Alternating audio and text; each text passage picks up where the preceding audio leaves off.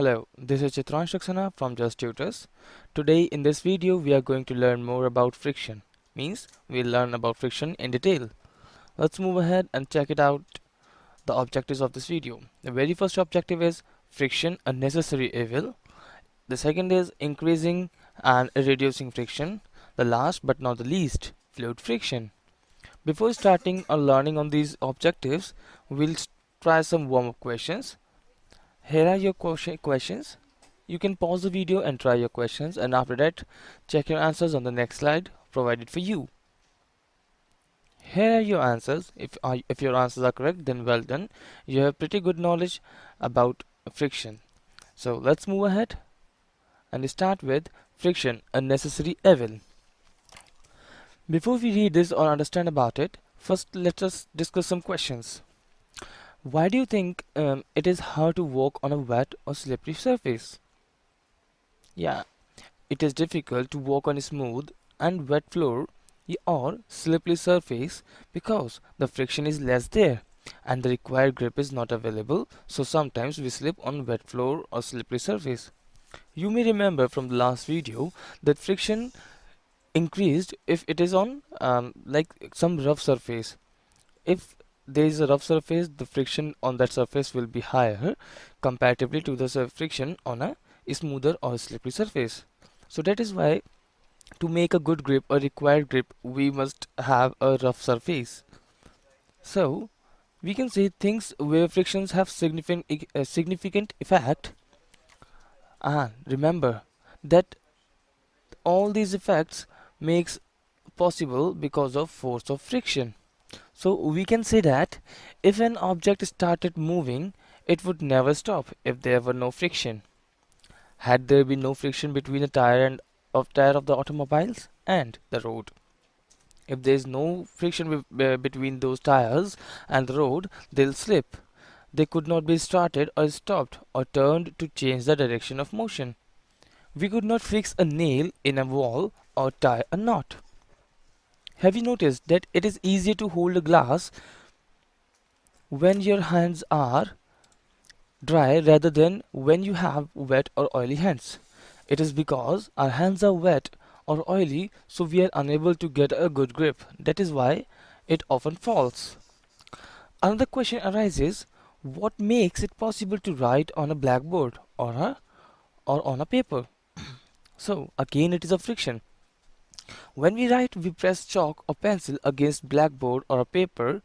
They get rubbed against each other, and in result, some particles of chalk or lead stick on the blackboard or paper, and we are able to see it as writing.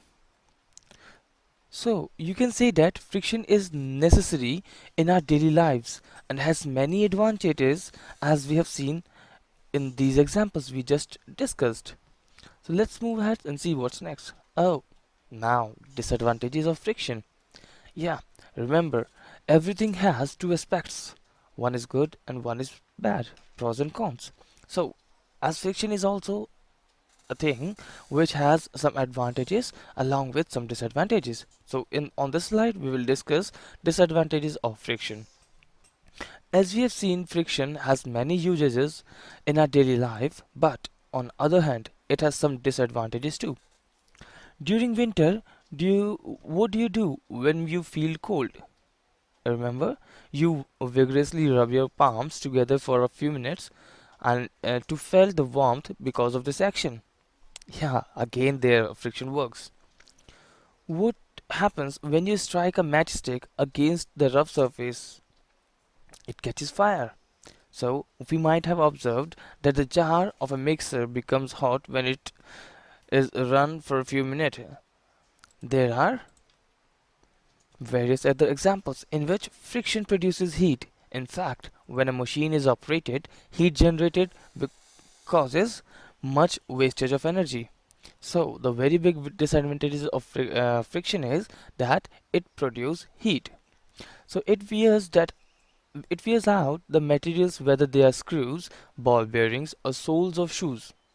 You must have seen worn out stabs of foot over bridges at railway stations or worn out rope of a swing or well.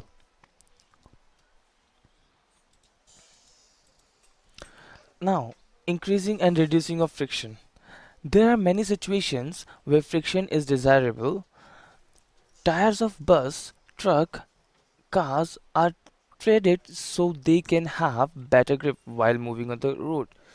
You may have seen many tires of your automobiles in your home, like your car or motorcycle, motorbike, your even bicycle. They have tires which have different threaded on them, so that they can have a better grip on the road while moving. Friction is a force which helps to stop vehicles when we apply brakes. You must have seen on TV weightlifters apply coarse substance like powder on their hands to increase friction so they can have a better grip on barbell. You can think of many more examples. We can uh, using some objects or some substances we can increase or reduce frictions, like if we use lubricants or some oily thing, it reduces friction. If we use some rough thing like soil or sand, it increases friction. Now, after discussing all in the friction, what do you think about friction? Is it required always? No. There are many situations where friction is undesirable and we want to minimize it. Like when we sprinkle powder on carom board to make the movement smoother, you may have seen that people put oil on hingers of a window or door. Window or door moves smoothly.